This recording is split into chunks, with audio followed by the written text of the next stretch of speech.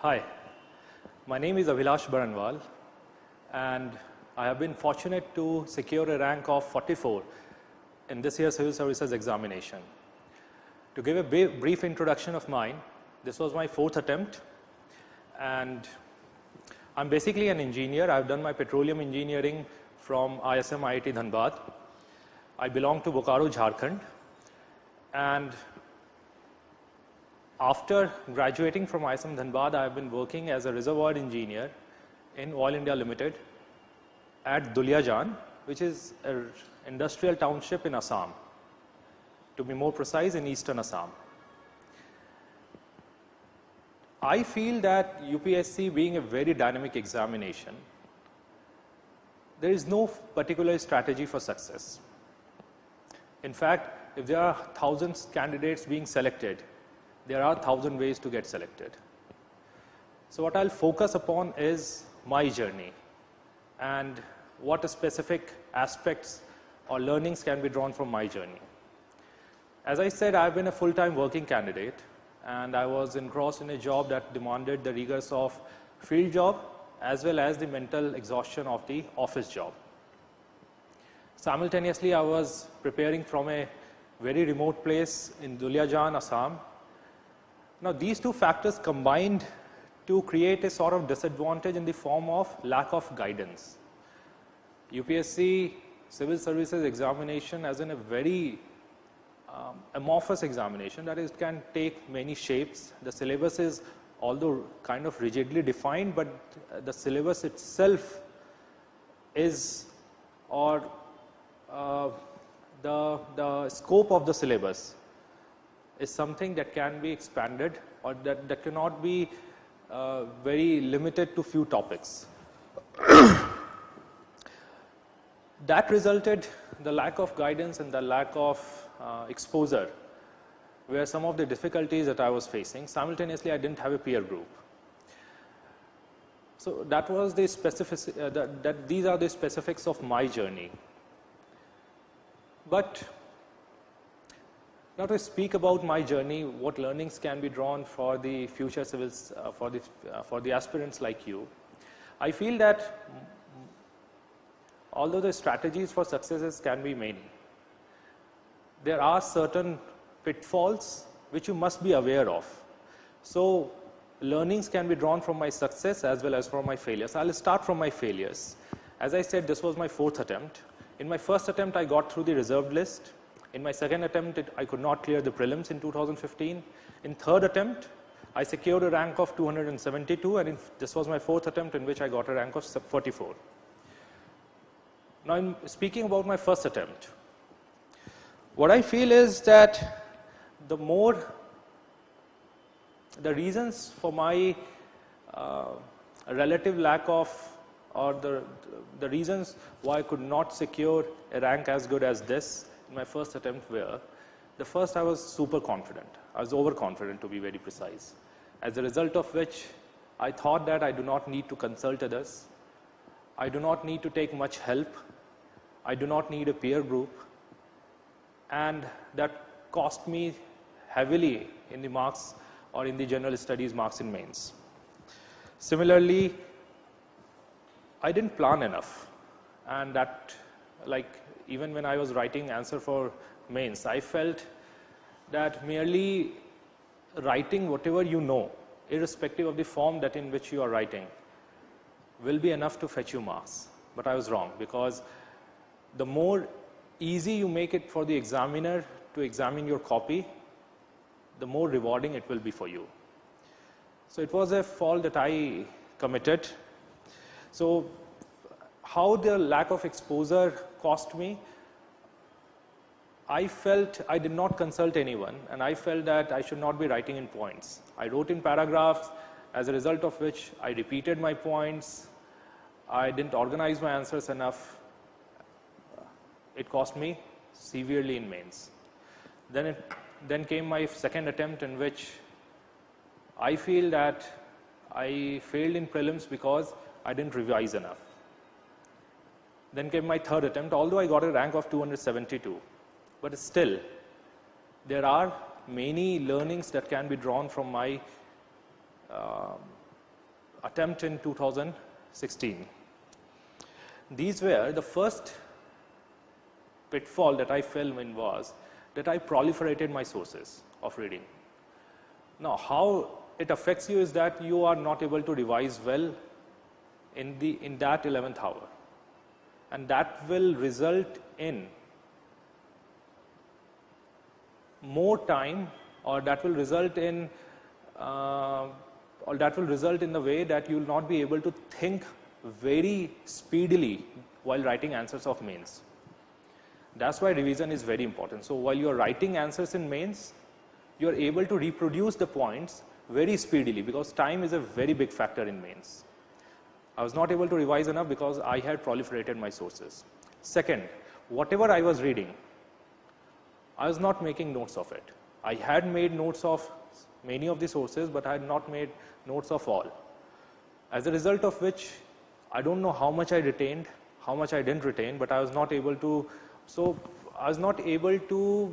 actually make good use of all the sources that I did. For example, I had read few reports of the ARC, second ARC, but then I was not able to reproduce their points in my answers. And that is something that I corrected in my recent attempt. Simultaneously, I didn't write enough. I didn't write enough tests. So my speed was also very poor. I had hardly attempted 18 questions in all the GS papers.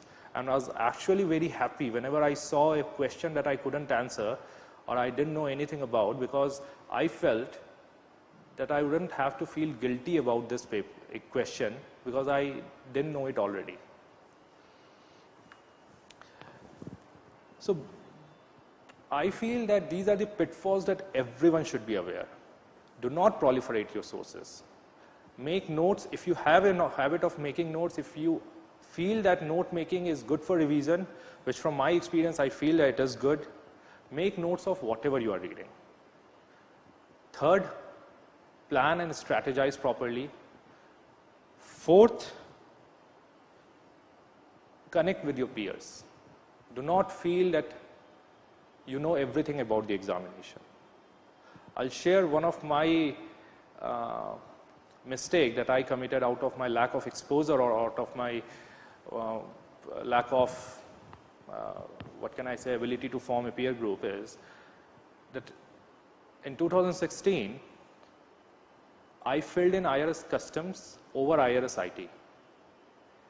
Although I do not actually regret that decision very much, but if I had spoken to many of my friends, I would have filled otherwise.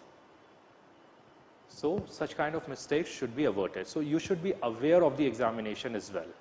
This examination in itself requires your awareness at the highest level. So these are the pitfalls that one should be aware of. Now I'll talk about what I feel have been my strengths. Now the first thing is that I feel my biggest strength has been my ability to strategize and plan.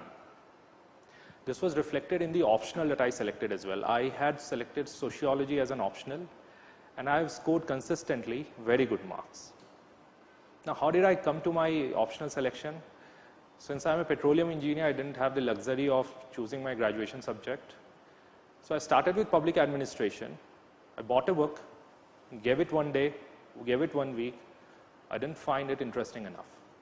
I switched over to psychology. Again, ordered one book, gave it 1 week, didn't find it interesting enough. And this is a personal thing. This is a personal choice, very subjective.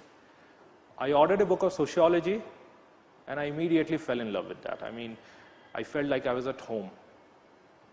And that was it. I understood that I will be taking sociology as an optional, and that is why, since I found it so interesting, I never found it a burden to read. And I have been scoring consistently. Second, a strength of mine has been is my ability to motivate myself. Because see, UPSC as a journey you will be facing hurdles, you will be facing failures. And at times, it might be possible that you will feel that you have given your best attempt. You don't know how to better yourself. Where did you commit any wrong or mistake? But it is always very important that you keep yourself motivated. No one is going to do that for yourself. I mean, if you have got parents, if you have got friends who are motivating you, good enough. But then what I personally feel is that there's nothing better than self-motivation. You watch movies, you read books, however you do it, it's up to you, but then keep yourself motivated. Do not be unnecessarily perturbed by the failures. Because see, these failures will again help you in your career as a bureaucrat, because as a bureaucrat, not everything will be under your control, I feel. And it will be ultimately your temperament that will see you as a successful bureaucrat. And so how you handle the failures is equally important. Further, I feel that one of my key strengths has been to learn properly. I mean, ability to self-correct. I saw that I had a lack of exposure in mains writing, so I connected with my peers. I saw that my marks in essay has been stagnant, and so I took help wherever necessary. And this is again very important because there is no sure strategy in UPSC. So you need to be very self-aware about yourself. You need to understand where you are committing wrong, where you are committing mistakes, and how you are correcting yourself. And for that, you need to go through the copies of, or the notebooks, or the answer sheets of toppers. You need to go through you need to talk to your peers, you need to talk to your teachers, you need to talk to your seniors. It is important that you know how to keep progressing, how to keep getting better. And that is only how you will be able to secure a rank that will get you out of this Chakravyuh. And finally, I feel that, as I said, ability to plan and strategize. I'll give you one example that how my ability to plan and strategize has helped me in prelims. For example, like last year, the result was out on 31st of May 2017, and I got only 18 days to prepare for prelims. And out of those 18 days, 3 days were spent in celebration because of the rank 272. Further, I was not given any leave by my organization in those times because there was severe shortage of manpower. So I had to plan for my prelims. What I did was, I planned my study hour-wise. Hour-wise, and I wrote down all the reading sources that I'll have to refer. I sorted out, or I selected the ones that I need the most because I had the paucity of time, and then I stuck to my strategy. Further, I also decided that I'll not aim scoring 100% in all the subjects of prelims or all the topics of prelims. I made sure that I kept my expectations at a reasonable level. For example, in subjects like art and culture, in subjects like science and technology, I feel that the ratio of benefit to cost is quite low. So I targeted a percentage of 50 to 60%. I'll be more than happy if I'll be able to score 50% marks in art and culture. And so I referred only one source. Similarly in science and technology. But then I chose topics like polity, topics like economy to score 100%. Similarly in mains, I categorize the questions in 3 parts. There are some questions, easy questions that everyone will be able to do.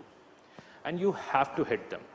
You have to hit them properly. You have to write beautiful answers to them. This is an absolute must. There's another category which hardly anyone will attempt. There will always be certain questions like this. For example, in 2016 mains, there was a question on allelopathy.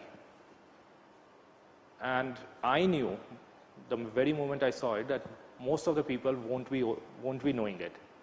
I myself was not knowing it. So I'll not sweat it out about that. I'll not be unnecessarily disturbed by that I'll not be answering that question. So I left it. Further, there will be third category of question, which some will attempt, some won't, some will attempt that very good, while there will be namesake attempts on those questions as well.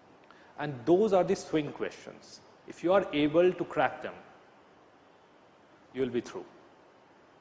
That is a given. And how to attempt those swing questions, how to get better at them, is only through writing practice, is only through revision, is only through diversified reading as well. And when I say diversified reading, I do not mean proliferation of sources. I mean that do not limit your reading sources to merely UPSC things. Keep eyes and ears open. For example, there was a question on, I do not remember exactly. Yes, there was a question on that how the MNCs are impacting the government procurement and all. So I had a discussion with my IT friend where he said that there is some organization who is actually pressurizing the government into buying a software in return for the funds that it is contributing towards charity. So I wrote that. So this is how you try to diversify your learning sources as well. Finally, when I say that writing practices will help you get better at those swing questions, what I mean is that you won't have to think much while writing those answers. Kind of you will automate your response. Because see, UPSC mains is a kind of, what should I say, is a dynamic process. The questions won't be, there will be questions which are unexpected. And so you'll have to improvise. You will be thrown off guard because see, this year, like this year, there was, instead of having 20 questions of 12.5 marks, there was 10 questions of 10 marks and 10 questions of 15 marks. So you'll have to improvise. So you must have the ability to adapt. And that flexibility comes through a thought process. And building a thought process is very important. And how do you develop this thought process? That whenever you approach a topic, when I say thought process, it means that how do you approach a topic? Are you able to analyze its multiple dimensions? Are you able to see its ramifications on different aspects of society and nation? Are you able to connect that topic to different topics of the syllabus? Be it ethics, be it geography, be it polity, be it history, be it science and technology, be it anything. And that thought process is built up by reading books and reading newspapers. And this is very important. For example, like I feel that I have been getting good marks in sociology, not merely because I write well. Yes, I write well. That is true. But I write well because I have done the background work of reading multiple books.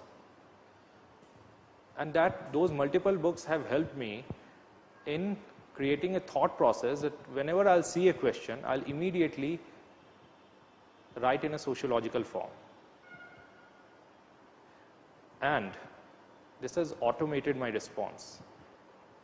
This has reduced the time that I'll need to think about the topic and write.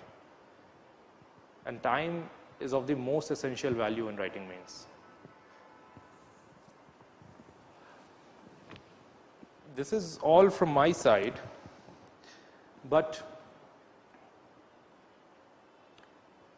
see, apart from this, there are two things that I'll also like to mention. First, everyone is facing their own challenges. Everyone has certain impediments, certain hurdles. which might be unique to them, which might be shared by everyone. But then you have to think beyond that. I was having certain disadvantages in form of a remote location. I had advantages in form of a very stable background. I had advantages in form of not being financially dependent. But then I had my disadvantages. I made best use of my advantages and tried to overcome my disadvantages. And that is something that you'll all have to do. Second, there is a great need of self-belief. Belief that you will succeed in this examination. There is no reason why you can't. I've always said this to UPSC aspirants who have come to seek guidance from me. Let's see, there are certain examinations in India which require a certain kind of aptitude, like IIT, JEE, like AIMS examination, and etc. So you will be able to say about somebody that what are the prospects of him or her clearing that examination, because a specific set of mental aptitude is required. But for UPSC, there is no such rule. Everyone stands an equal chance. All that is required is self-belief, is ability to work hard, is ability to strategize, and keep oneself motivated and getting better. Thank you.